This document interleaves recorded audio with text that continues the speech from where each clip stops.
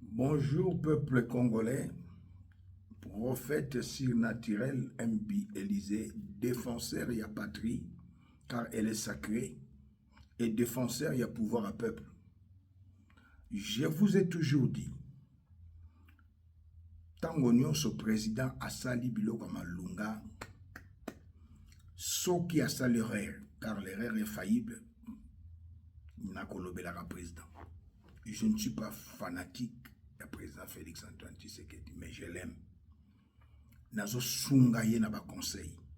Nazo sunga président na ba proposition. Mais quelque chose vient de se passer hier na Kalemi. Et ça l'a marqué en janvier. Et ça l'a mis dans l'Académie. Pour vous rappeler, en janvier, c'était le 13. Balongoli général, congolais de père de mère, bâti Rwandais Touti. Général Gassita. Bukavu Kwea. Balongola général congolais de père et de mère, commandant, il y a 3e zone de défense, bâti Rwandais Touti, Pacifique Masunzu. Tangu nabana koloba nakozongelaka, la vérité blesse, mais elle triomphe toujours. Mboka Oyo, il faut une nouvelle classe politique. Congo est un politicien déjà, tout nyonso. À la lire où vont les choses, tu repères le Congo. Je vous le dis, peuple congolais, à la lire où vont les choses, tu repères le Congo. Et pour ne pas perdre le Congo, il faut dire la vérité. Je vais vous lire quelque chose de très important. Les Amao. Mboko yo. FARDC Tanganyika. Kuna Nakatanga. Nagan Katanga. Lors de la remise et reprise, le colonel Mwanilizi Barakizi Alex a promis de garder le cap laissé par le général Dounia Kachindi Fabien à la 22e brigade. À Kalemi, chef-lieu de la province de Tanganyika, la salle du 17 mai de la 22e brigade de réaction rapide a été le théâtre de la cérémonie de remise et remise entre le général Dounia Kachindi Fabien est nouvellement nommé commandant de la 33e région militaire couvrant les provinces du Sud, Kivu et du Maniema, et son successeur, le colonel Mounializi Baraki Alex, ce lundi 31 mars 2025. Muto Boutuko Tchabozo le Mwale Polani. Ba nomination nyonso ezo utawapi, monsieur le président, commandant suprême, Fututu Nandeyo. Na lobaka na yotango nyonso na armée, il n'y a pas de mauvaises troupes, il n'y a que de mauvais chefs. Assume, ezali réalité na armée. Monsieur le président.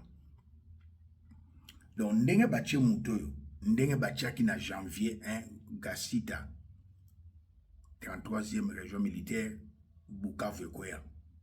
Ndenge bache mutoyo, lingolo bake Tanganyika Kwea. Mais non, nous ne pouvons pas accepter de telles choses. C'est inacceptable. Trop, c'est trop. Trop, c'est trop. Le général Banza Neke étiquette. Les chefs d'état-major en charge des opérations et renseignements. Attends, Aliébi Armété, Azali chargé à opération et renseignement, c'est le général Dourou, Rwandais Touti. Azalaki na armée rwandaise, Azalaki na M23 avec Bosco Tangana. Le long de Bacheli Bisso na Congo, chef d'état-major adjoint, chargé des opérations et renseignements. Opérations sont à l'Est, renseignements sont à l'Est. Donc, Banzo a sa étiquette. Peuple congolais. Le général Obed Rouabassira, Rwandais Touti, Natama Joseph Kabila, il était le commandant des 2 provinces, Nord, Kassai occidental à l'époque, Kassai oriental. Adjoint Naye, colonel, le petit colonel Nani John Chibango. Et je n'ai pas fait aujourd'hui pouvoir nommer poste d'intérêt à Rwandais. Comment notre pays, agressé par les Rwandais, Rwandais va occuper ma poste d'armée. va occuper ba poste na armée, chef d'état-major en charge des opérations et renseignements, et ça que Obed Ouabasira, mais c'est le président Onoma qui est. Au Longolier, au titre du général Dourou, il était dans l'armée rwandaise, M23 avec Bosco Tanganda. Non, non. Peuple congolais total est de la mboka. Il y a des fanatiques. Oyosoki olobi boye, allez, batindi bamboa, les chiens à bois, ce sont bamboa, babandiko finga. Non, la vérité demeure la vérité. Nous ne pouvons plus accepter de telles choses. C'est inacceptable. Bukavu kwea boye, ndenge moko pesiko Tanganyika ba livré yango na un Rwandais touti de pères et de mères. Na pesipino bato na sololaka na bango na Kinshasa na yebisibino. Romain balingaki balongola ye na belelaki batiki. Ce Rwandais touti ne peut pas diriger la province à Tanganyika. Tanganyika okende. Mais monsieur le président, tout le bana langue nini. Tout le bana langue nini. Bokangi 5 généraux, 3 yafa décédés à police, bazalaki na Goma. Basali bazongi si bambake, Bukavu, Kinshasa. Mais celui qui leur avait donné l'ordre, c'était général Itumba. Il n'est pas inquiété. Tout le monde a vu la vidéo, l'homme du chef. Les loyaux, la République est en danger. Peuple congolais, nous risquons Mboke Kende. Commandement à tout au sala armée T, à tout sala renseignement T, au sala bakou à sécurité T, armée simani na commandement. Chaîne à commandement, et Zanaba Rwandais touti. Natangi général Douro. Chaîne à commandement, et Zanaba pro-Rwandais. Oyo John Numbi, na Joseph Kabila, à Nomagi. C'est ce qui fait la force de Joseph Kabila aujourd'hui. Parce que ces hommes sont dans l'armée, dans la police, ainsi que dans le service à renseignement. Peuple congolais, il est temps, totalement. Mais très cher président, je suis comme le prophète Nathan. Il avait dit la vérité au roi David. Je suis comme le prophète Miché. À l'obéla Josaphat n'a qu'à de vérité. Monsieur le président, Olobaki est le comment important. Total Ayango. C'est vraiment triste. À la ligne où vont les choses, Mboka Tam Samaraboyete. Mboka Tam Samaraboyete. Ndeko nanga panza vidéo partout. Mboka Tam Samaraboyete. Je ne veux pas discuter avec des pantins. Fatih. Les pantins ne vont jamais parler de leurs problèmes. Les pantins, quand ils sont en face de vous, ils vont répéter le message de leur maître. Alors, tant qu'à faire, je préfère parler avec leur maître. Et quand vous avez vu, nous avons parlé avec leur maître. Nous sommes arrivés au 15 décembre. Qu'est-ce qui s'est passé? Il a fui. Dialogue, oui, je veux un dialogue, mais dialogue pour qu'on foute la paix définitivement à mon pays. Qu'on nous laisse évoluer tranquillement vers notre développement. Je ne veux pas de dialogue pour qu'on se retrouve encore avec des brassages et des mixages qui dans quelques années vont donner encore lieu à des guerres. Nandeki Sangaboy, pour na Congolais, pour na Congolais, alandaki vidéo de Ayoka. Président Lobia pour discuter là-bas patente AFC M23. Mais le vendredi passé, le gouvernement Nabichezaki est représenté par la ministre des Affaires étrangères na Doha, na Qatar.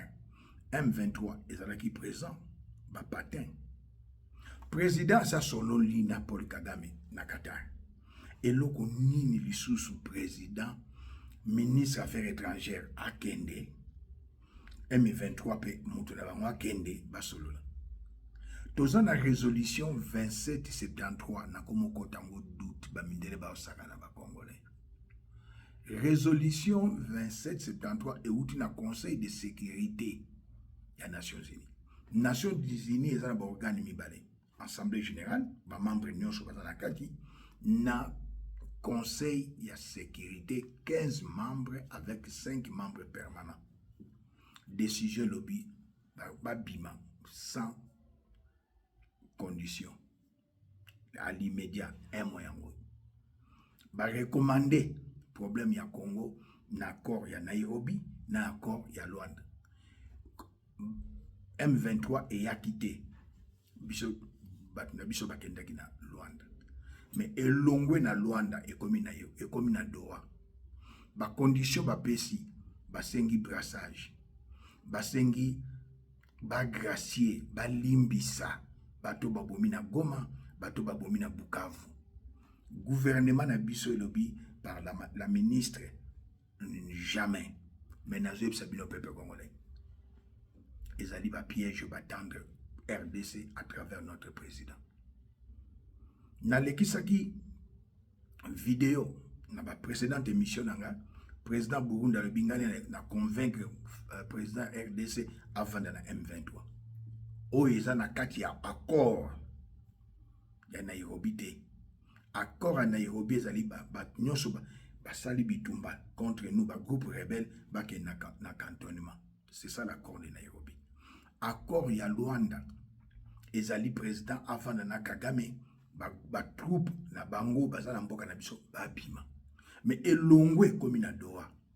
Président Bolanda qui a solo la na Kagame et comme sur M23 a solo la na RDC. Et ça piège. Peuple congolais nali molobeli mboka. Bako convaincre le président tozana binoawa. Finga na yo les chiens aboient, la caravane passe.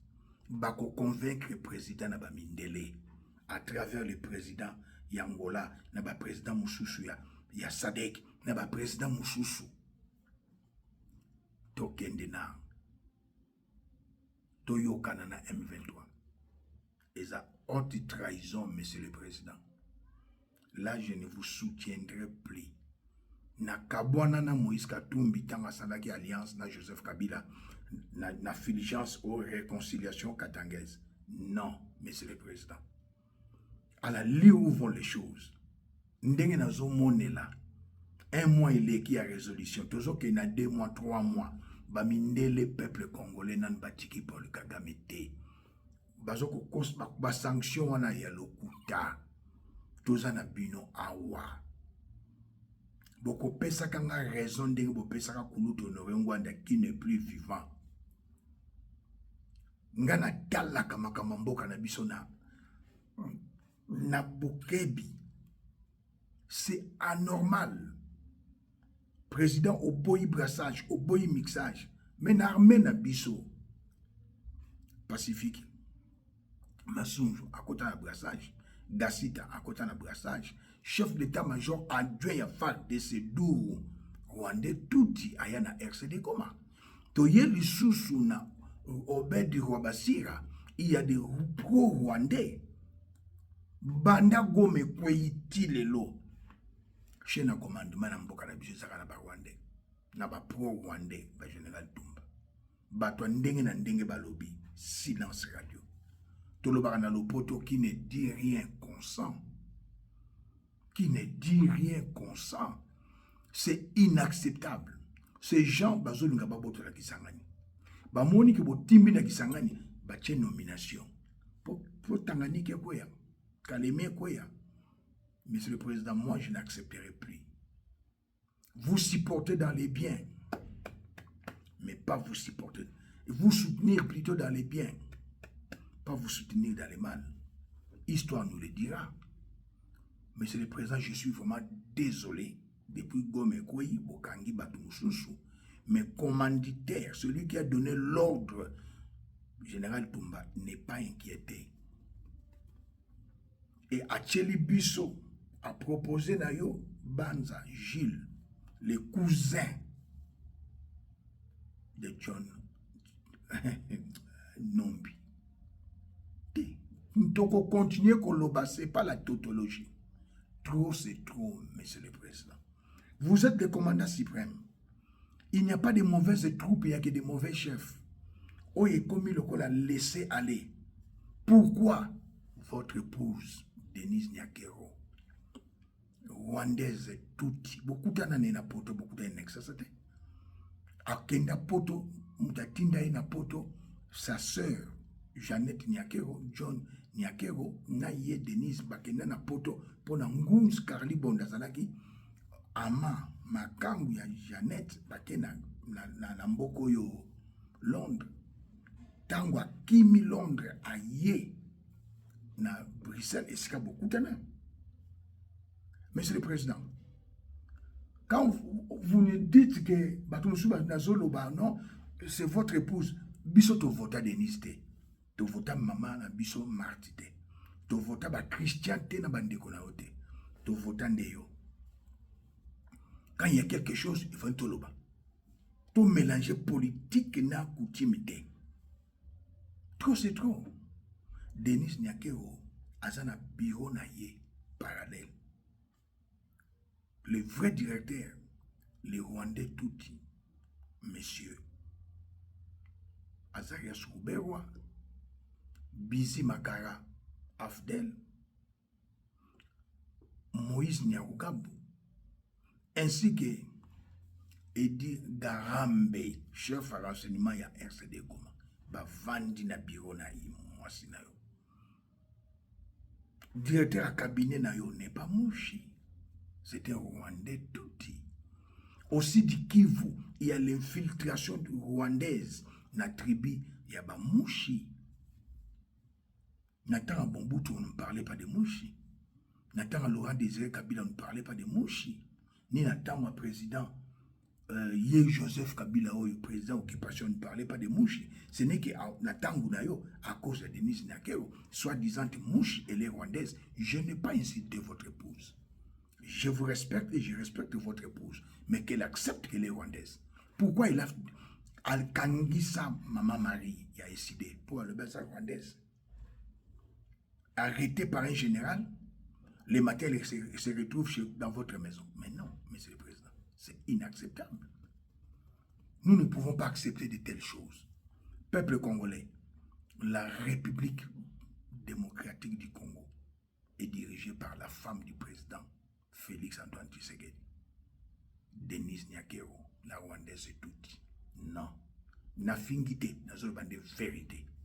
Aza mama bana naye, ceci, cela. Je n'en disconviens pas. Le président d'Haïti, Abota na Jovenel Moïse, le président Oyakoufa. Martine Moïse, Abota ne bana misatu. Bana misatu. Mais Azalaki na coup. Le président Paul Biya, Abota, na Chantal Biya, Bana Misato. Aujourd'hui, c'est Chantal Biya qui dirige le Cameroun avec le secrétaire général de la présidence, Ferdinand Ngo. Et on a menti aux Camerounais. Chantal Biya, son père est de l'Est du Cameroun, que Azali Ndekoya, Ferdinand Ngongo du côté de sa mère. Non. Le village de la mère de Chantal Biya et le village de Ferdinand Ngongo, c'est 60 km. C'est comme la ville de Kinshasa avec l'aéroport. Ce qui village est un centre-ville. Bio dans le village, na aéroport. Bo za mboka morondeni. Ba ibe za cousin. Comme on est en train de nous mentir avec ce monsieur Rwandais Tuti à Simbi Immigration, service à l'Iboso et Mboka et immigration. C'est inacceptable, monsieur le président. Monsieur le président, histoire nous jugera. Tant on s'en a mais c'est avec regret que je vous dis ces choses. Hier, on a nommé un Rwandais Tuti, na Tanganyika, pour Tanganyika Kende. Non. Na lobaka na yo, épouse na yo, avana na poto na bana. Yo tika la kokamba mboka, olingite. chaîne à commandement ya armée ezala na ba Rwandais tout ité na ba pro Rwandais te olingité et banda olongola mwana mboka Jean-Pierre Bemba Gombo ministre de défense général Constant Ndima gouverneur ya province ya Nord Kivu ta le ne bakomo sakana na biso. Monsieur le Président, et yote, et sungi yote. Non, peuple congolais totalement. Tosi Mboka. On ne peut pas accepter que notre pays soit dirigé par votre épouse. Ndenge mwasi ya Mugabe. Akomaka linga a remplacé Mugabe. Ba petit ya ba disciple à Mugabe. Ba généraux Mugabe moi je suis pour renverser mon condi pe alongo la biso ba anticiper abivie to bomayote vanda moi ça ninga boto le pouvoir ya omoni ba petit Mugabe bazana pouvoir tilelo. Monsieur le Président n'a pas su exemple ya Martine Moïse, moi c'est Juvenel Moïse président Haïti, elle était dans les coups na liwa ya mobali na ye. La nuit du 6 au 7, ba kota na présidence, garde corps moka beta masasité, ba koti ba bomi mobali na ye. Ye ba betel masasi. Et chrétien ye ba kosi ka jubal, ba ken ko soigner aux États-Unis, aye ko zonga. La funéraille, elle était dans les coups. Président, comme elle a moi si mbondote. Comme elle a maman boti mbondote. Comme elle a ba frère na biologique mbondote. Moutaza moutou. Vous 30 ans de mariage, ça fait quoi? Au prêter serment, anno ils allaient quitter. Bah comme on a ce qu'on a anno, Denise na anno, dans la boba toi, je ben alliance, ces alliances de anno ya mariage. Après le mariage, il y a Kamere na Amida. Tout le monde est un go. C'est comme Joseph Kabila. Moi, Joseph Kabila, en 2006. Ailleurs, en 2011, moi, Joseph Kabila Kabange. Mais non, on va pas applaudir. Madame Denise Nyakero, l'histoire nous le dira. Et au Kofuta, au corrompre, présidence, baso bango nandenge on sakanate, famille biologique à Félix, au somba bango, IDPS Mawatro, mengaite, Morning Star, leki nanga pete, toko telema, toko lobela kayo. Ba menace nous sur salanga, eko simbakate. Bateau zo tinda ba finga, c'est rien. Ba finga na tanga Joseph Kabila. Ba finga na caméra tinda bato. Ba finga nyos ekoko tangate. Ce sont des corrompus qui étaient en train de donner des miettes. Ça ne passera pas. Monsieur le Président, je n'ai rien à voir contre vous et contre votre épouse. Mais vous êtes en danger permanent, votre épouse. Azo boudisa pouvoir na yo. Lokola Martine a boudisa pouvoir Jovenel la Koufa. Lolenge Chantal Biya azo dirigé Lelo na Ferdinand Ngongo na Cameroun. Lolenge grâce Mugabe alingaki a boto la Mugabe pouvoir y a son pouvoir. Les femmes d'aujourd'hui sont comme ça. Betty du fait à Denise et Ebani. Asa universitaire. Mais si quoi azo linga diriger Congo ndenge nini. Azo zobatu ba PC meeting de la Kagame a yebisi Général Tumba. Général Tumba ya la kishi onomé. Mais non. Monsieur le Président, ndoko tika eloko yote. Moi Élysée nakotika eloko elekate. Bo finga na bino, bo benga ngai. Mais Monsieur le Président, je vais vous montrer quelque chose. Je vais vous montrer quelque chose, ça ne passera pas. Écolekate. Trop, c'est trop.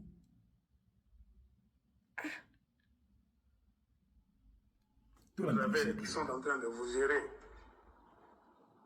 Mais qui ne sait pas que l'enfant de James Kabarebe reste à Kinshasa? Je ne sais pas si vous les Congolais, vous le savez. L'enfant de James Kabarebe est à Kinshasa 5 jours sur 7. Si je mens, vous lisez les blocs au Congo, allez même à la présidence. Demandez si votre président de la République avec ses ministres, ils ne savent pas que l'enfant de James Kabarebe est souvent à Kinshasa, régulièrement. Son garçon.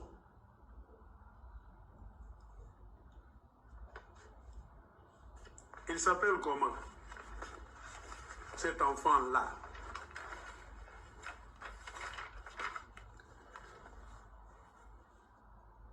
Il s'appelle Patrick Kabarebe. On va vous dire des choses. Allez demander à votre gouvernement, vos ministres, tout le monde. Ne savent-ils pas, ne bergent-ils pas l'enfant de James Kabarebe, le Rwandais, là à Kinshasa? Il est toujours à Kinshasa, Patrick Kabarebe. Il vient à Kinshasa régulièrement, car il est dans les affaires de pétrole. Le fils de Kabarebe, il fait le business de pétrole avec Denise Nyakero. Denise Nyakero est dans le business du pétrole et de l'essence. Quand on dit... Tolandi yango, non na lobi yango, mingana ebango déjà, Morning Star ebango déjà. Denise Nyakero tika ko manipuler le peuple congolais. Tika ko manipuler le peuple congolais, tika président Félix Antoine Tshisekedi Tshilombo libre. C'est pour votre bien que je dénonce ces choses, monsieur le président. Je n'ai rien contre votre épouse. Elle est rwandaise touti. Elle parle Kinyarwanda avec sa marraine Jeannette Kagame. Basololaka na Kinyarwanda. Toloba te. James Kabarebe babomi basoda na biso tango bazwi babotoli mboka. Et son fils arrive à Kinshasa de lundi à vendredi, monsieur le président. Toloba dit haute trahison. Toloba te. Pourquoi que c'est du mensonge? Et Denis Nyakero va donner l'argent à ce monsieur pour Ayabi Massoua, le baquet. Non, à cause ça, ça Zumbongo. Non. Peuple congolais, soldats FRDC, police, boutibe mona James Kabarebe, Yakoti, Asalim Salanaye, na Denis Nyakero. Non, je ne vous insulte pas, je vous dis la vérité. Mais madame Denis Nyakero, ozo salama be, mboke tambu samakaboyete. To vota yote. Tu es la seule et l'unique première dame à un bureau parallèle de la présidence. Non. La femme de Fortuna Bisseleli, rwandaise touti, à ça on a bureau net. Nous sommes agressés par les Rwandais et les Rwandais se trouvent à la présidence. Anthony Kinzo, Rwandais touti, Yom Tochaïwana. Pozoba Masolo Nyon soit président. Tout le bateau le bâté. Madame Denise Nyakero, Tika. Bino la famille Botika Babilobela. Je ne fragilise pas les présidents, je suis en train d'aider les présidents. Mboka ni on a besoin de attaquer biso. Bon, admettons, Brigitte Macron, Azana petit-fils, il y a Hitler à son laganaï. Ba français ba tellement ba français ba tambola. Pour Hitler, ba disciple na etile lo ba traka bango. Brigitte Macron, la femme du président Macron, azali ko héberger nanda kunaye, ba osala ba faire na mwana il y a le petit-fils, il y a Hitler. Et collègue mais na Congo collègue à cause des miettes. Non. Tout le monde a makambo na tanga Biblia. Jézabel, une étrangère, à Saliboy, roi Kab. Tout le monde a Delila, à Nyokoli, notre frère Samson. Tout le monde est un go. Il n'y a rien de nouveau sous le soleil. Je suis pas seulement un homme politique, pas seulement défenseur de la nation. Je suis aussi, n'oubliez pas, serviteur de Dieu. Mais les personnes que vous insultez,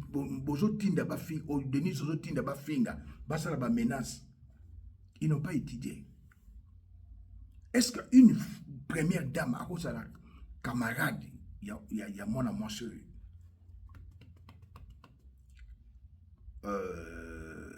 que tu as traité de très bonnes relations, au Tinda qui est pas à 5, Nani Sylvie Mouloum. une femme légère et maudite et adultère.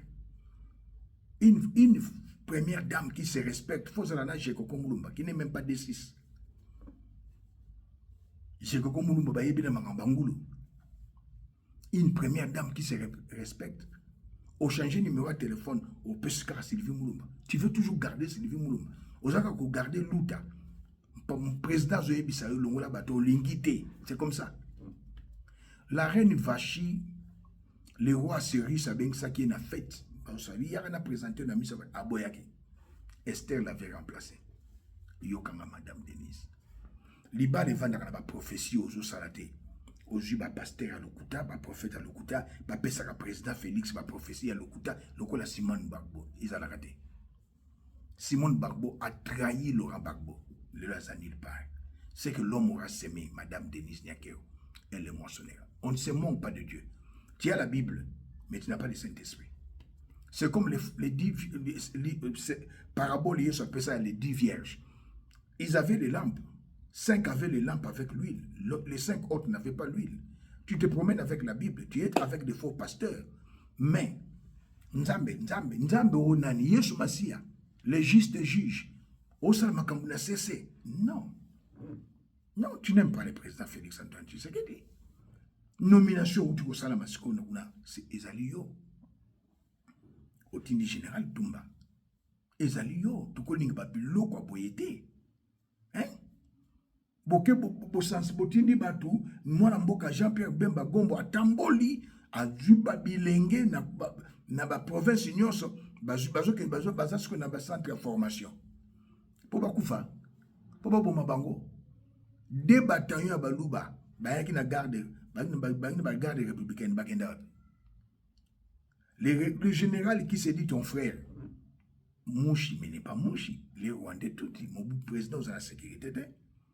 Ba côté la Jouvenel Moïse na Haïti, ba garde corps baloba te, consigne à moi si, pas pour mailler.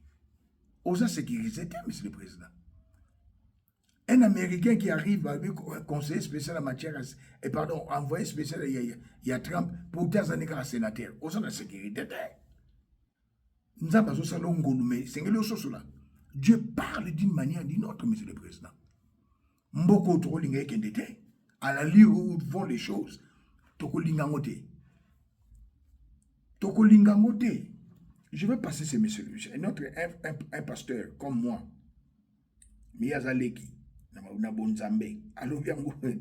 Yes, mabloko yo.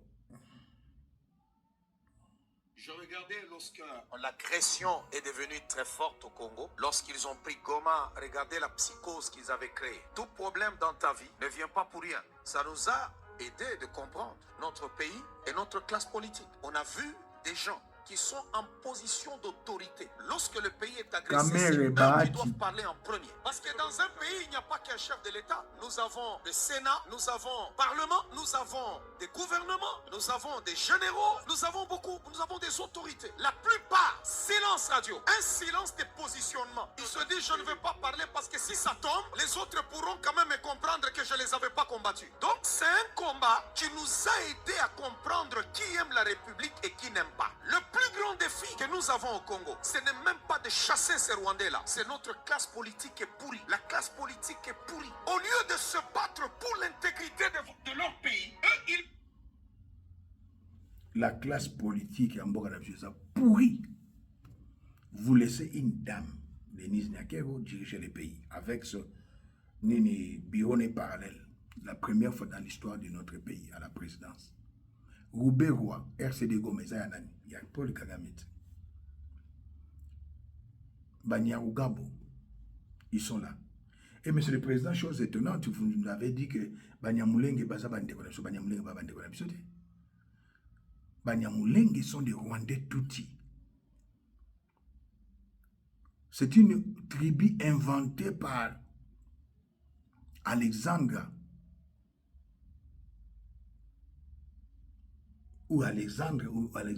Guizaro, papa d'Alexis Guizaro.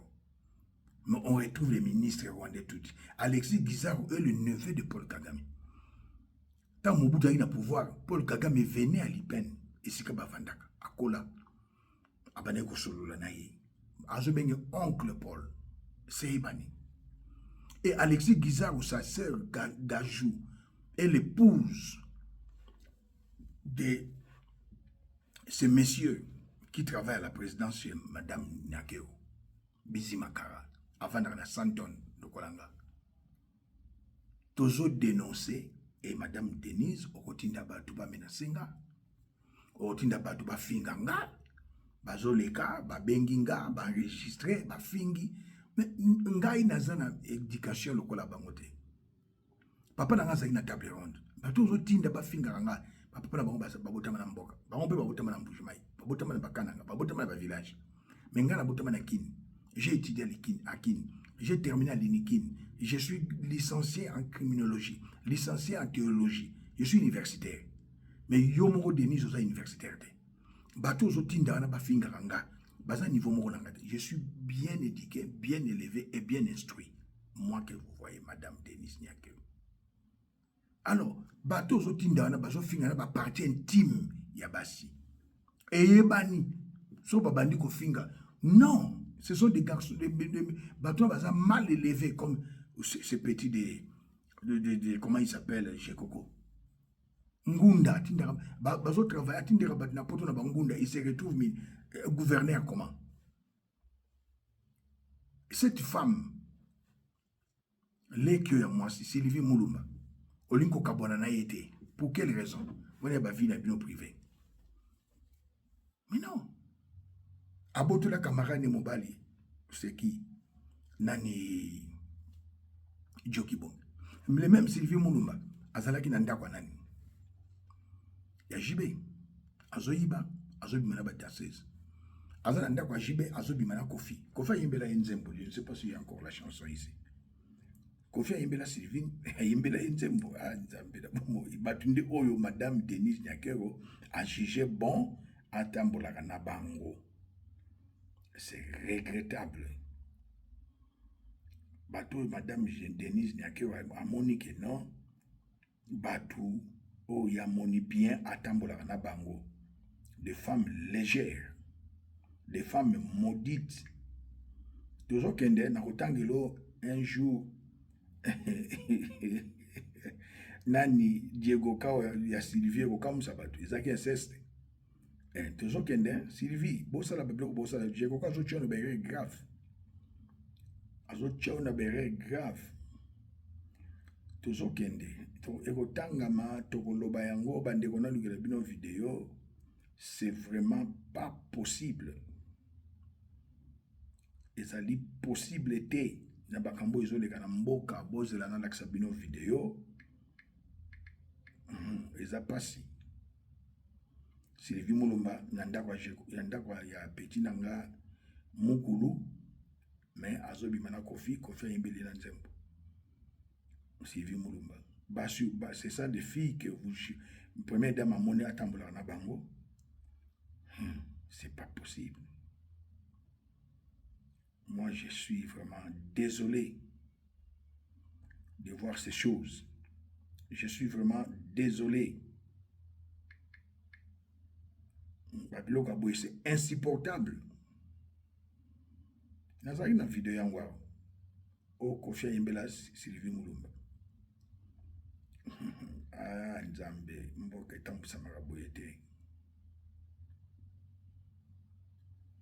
Mboka tambusa maraboyete. Une première dame à camarade au Kabaje Kokote. Et donc là, Sylvie. Sylvie Mulumba, une femme légère, une femme adultère. Et vous jugez bon de demeurer avec cette telle femme. Non, c'est pas possible. Moi, je suis contre Bablo Kaboy.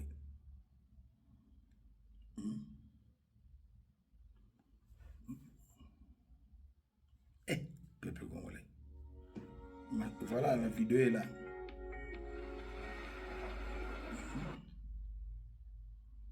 Kofi, Ayembeli Sylvie.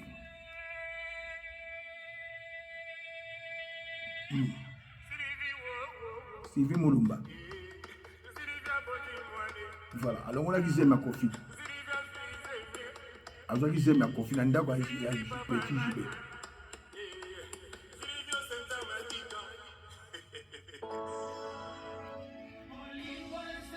Bato yo premier dame atamba na bango Sylvie Muluma na ndako ya kofi ya JB azwi zemi ya kofi. Ya mona conflit entre JB na grand frère na ye Kofi.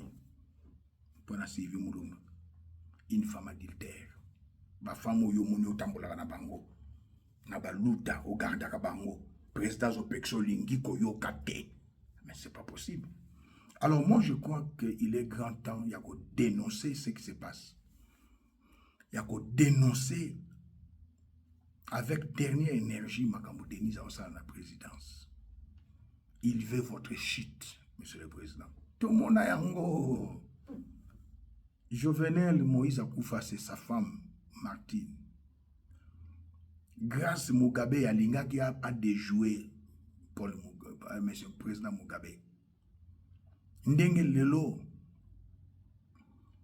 Chantal Biya, moi ça Paul Biya, a dirigé Mboka.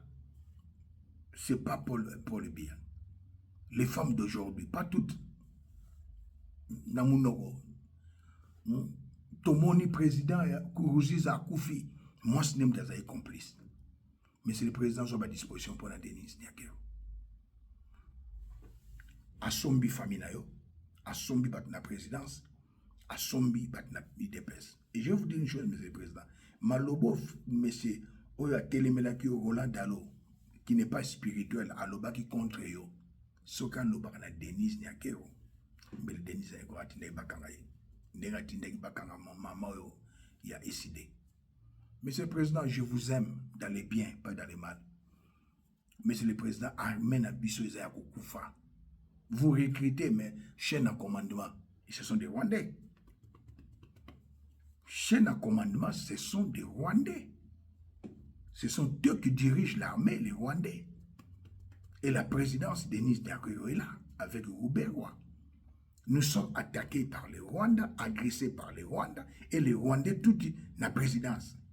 Peuple congolais, besoin de bino ba fanatique, bofinga, les chiens à bois. Kofinga na bino. Mais c'est Madame Denise Nyakero. Tant que tu as otinda ba finginga na matisi volume. Ba finginga na matisi volume. Ba finginga na matisi volume. Afrique du Sud n'est pas Belgique. Ndenge yo Sylvie pour s'appeler sa Denise otindi batu batiki na no mutakala. Bokechu. Pour s'appeler sa Denise otindi batu ba violer Sandra. Toujours Sylvie. Afrique du Sud, je crois que je Sylvie, yonde mutozo samboa. Bato je crois que je coopérer na bango, bako tikala na mboko ko betangate. Bako tikala mboko ko kamangate. Bako tikala mboko ko bomangate. Bato na bazo kosa je koko, bazo kosa Kachantale, bazo kosa yo Madame Denise. Tout ça, les ala mutu ya Denise Nyakero. Continuez. Ngana ko lâcher. Nakotikala ko lâcheté. Tant que yo ozakaka na makamba politique, kaka yo ozana bras de fer na président. Ba voter président en 2018 puis en 2023. Eza yo te Madame Denise Nyakero. Tant que le boza rwandais aussi na lobaki à Madame Denise Nyakero. Oyebi que monsieur le président de l'Ouganda a comment na Ouganda à l'âge de 6 ans. Il a 6 ans. Il est rwandais touti, mais il dirige l'Ouganda, Museveni.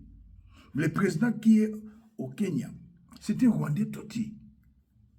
Yoza Ozali Moshite, c'est des mensonges. Papa na Etienne Nyakero. Abotama Yemoko, Azaki fils unique. Tangela biso ba cousine na yota 10 bazate. Tangela biso ba na noko na Madame Denise Nyakero. Tangela biso ba na papa leki na yo. Tangela bisoba na tata mwasi na yo, monsieur le président. Je dis des choses vraies. C'est comme Joseph Kabila Bazaka à Misato. Joseph Kabila, Zoé et Jeannette Basukiana. Mais famille et bien tiens Tshisekedi Bazebele. C'est comme Kamere, Azaka na Lekina médecin Basukiana. Ce sont des familles infiltrées par les Rwandais. Tolobate, monsieur le président. Je suis désolé. Je suis infiniment désolé. Je dénoncerai Denise Nyakero. Bozo ba vidéo, oh, bocha on va disque dire, bolaksaka bana na bino. S'il arrive un problème aujourd'hui, monsieur le président, c'est Denise Nyakero. Élevez votre mort. Pour la nine, c'est ça la raison.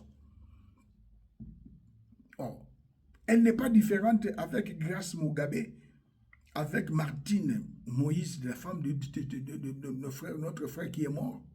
Elle n'est pas différente avec Chantal Biya.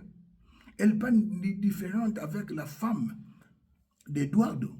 Vous savez que moi c'est Eduardo, na médecin na yé. Ba fundaka bango na moi Eduardo pour la négligence. Pour moi ça tikala na ba bien. Oui, bah te basi mususu bo fa ta 30 ans. Ba bien et combien belé sur za moi na poto. Akolinga okende ya tikala na ba bien. C'est l'une des raisons. Tout le baté peuple congolais. Ba fanda na 30 ans. Et là on nga sale mabe oh. Mais pas tikala na ba bien. Atikala ko duma. Amoun mobala ko mutie kaka. Tant bazai ne lokote sava mobala ko mina mbongo. E ba na poto bazaka nde wana. Même en Afrique du Sud, l'assurance est commune à 3, 4, 5, 8 millions. Moi, ici, il y a des femmes 7, c'est que Denise fait. Félix a koufa. Mais a koufate. Et puis, ce qu'on peut lui koufate, il soit à disposition. On t'a koufate. Aza Nzambe. Moïse de la Bible, Nzambe peut me dire à côté d'un promis, Moïse, frère de Aaron et de Myriam, Nzambe peut me dire à côté d'un une position ardente. Mais à côté d'un promis, c'était à cause de la désobéissance. Mais c'est président, tout le monde a langage. Tout le monde a une nomination modèle, monsieur le président. Denise est toujours avec ce monsieur, Azarias Roubero. Un moment, tout le monde a besoin de aucun photo na Azarias Roubero, aucun photo na Rwandais. Je n'ai pas un problème avec des Rwandais. Kagama ko salamote na avec la photo na Congolais. Monsieur le Président, en tout cas, pouvoir nanangansi à danger. Une femme qui dirige le pays, Denise Nyakero, elle est la Rwandaise, c'est tout, nakoti côté. Nakoti kayote. Je dénoncerai aux politiques. Je ne t'insulte pas et je n'ai pas droit à t'insulter. Je suis bien éduqué, bien instruit, bien élevé. Tindaka bambwana yo bafinga kanga, tindaka bambwana yo aux Afrique du Sud. Il y a terrain nanga. N'ayez bien mon bien. Au bazo kosabino le kuta bazo lio balar. Il y a terrain nanga. Il y a mboka justice de les États-Unis. Désigne à qui Tika Félix a dirigé mboka. Tika Félix a dirigé mboka. Accepte que tu es rwandaise, c'est pas une insulte. Moi, Mboka, Jean-Pierre Bemba Gomba, Joseph Kabila, Rwandais, allez, ba Colette qui monte, ba Pessibino Mbona, Olivier Mboniko Finga, moi, Mboka, Jean-Pierre Bemba Gomba. Mais il est rwandais, Jean-Pierre Bemba Gomba. Et ce monsieur ici, il est rwandais ou tout. Vital Kamere. Denise Nyakero est rwandaise, tout y, et n'est pas Aza Bachité. Je n'ai pas insulté dès le début de mon émission. Je tends à la chité. Je n'insulte pas, je ne dis que la vérité, rien que la vérité. Mais pourquoi Madame Denise Nyakero aujourd'hui dit matin, tika Monsieur Félix. Monsieur Félix n'a habité. Monsieur le Président, mon président que j'aime, dans les biens, pas dans les mal. Moi, je suis en Zolukaliwana yo. Moi, je suis à Kobo Misayo. Et si vous mingit, c'est normal, vous êtes président, vous avez frais d'émission, vous avez un salaire, à mon que vous mingit, à l'inga écarté, vous avez un biloko. Moi, si il y a Jovenel Asalaki, Martine Moïse, moi, si il y a un président Haïti, Ndenge, grâce Mugabe, Alinga Longola Mugabe, Betty Poto, Ndenge, moi, si il y a, moi, c'est Chantal Biya, moi, c'est Paul Biya, Zosala. C'est Paul Biya, il est déjà fatigué à 93 ans. C'est maintenant la femme avec Ferdinand Ngongo qui dirige le pays. Il y a un problème makasi na Eto.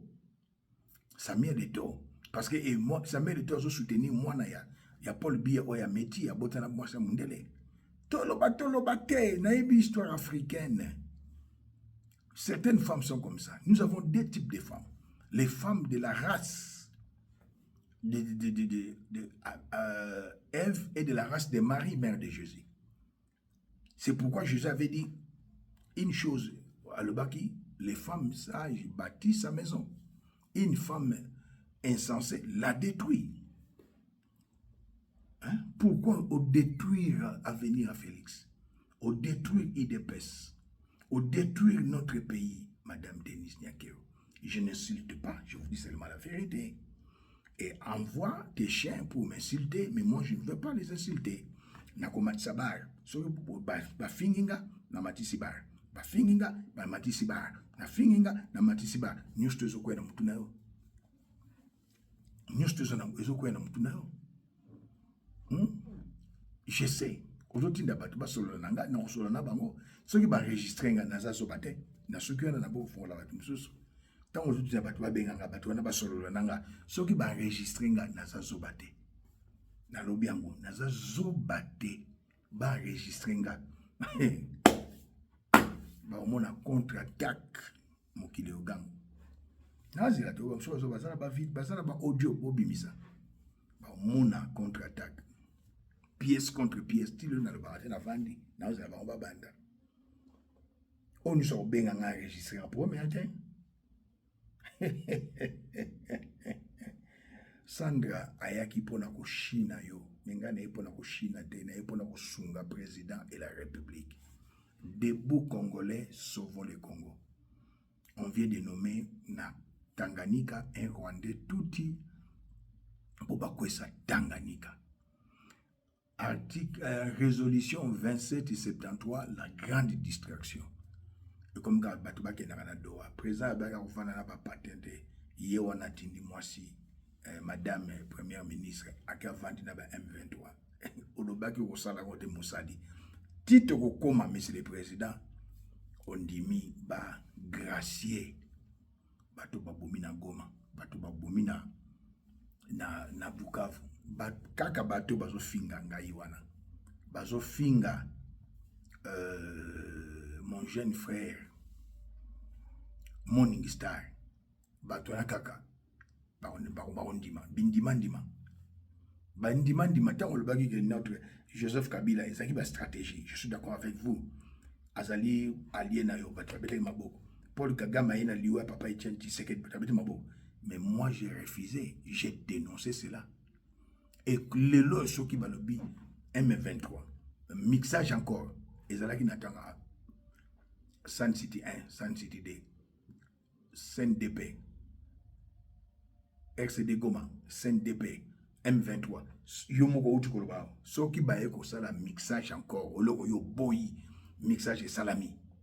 Monsieur le Président, on dit mixage au bazoko pousser yo na ba président africain ba sombi bango ba mindele. On dit ko vanda na M23, au gracier bango, c'est-à-dire au limbisa bango, au limbisa ba Bertram ceux qui bi 6 mois, au limbisa Paul Petio nani Nanga, Joseph Kabila Zonga, Moïse Kabila Zonga, et vous allez pour la Kimiate, c'est pour détruire le pays. Ça, c'est la haute trahison. Là, il faut une nouvelle classe politique. Là, je ne vous soutiendrai plus comme je le fais maintenant. Je ne le ferai plus. Moïse Katumbi Naza ennemi naye. Joseph Kabila ennemi naye. Nanga Naza ennemi naye. Paul Kagame Naza ennemi naye. Bangonde Skoba Rovana Kisasanayo. Beau travailler. Là, vous devenez les oiseaux de même plumage. Et moi, je n'accepterai jamais. Et nous allons tout faire pour une nouvelle classe politique.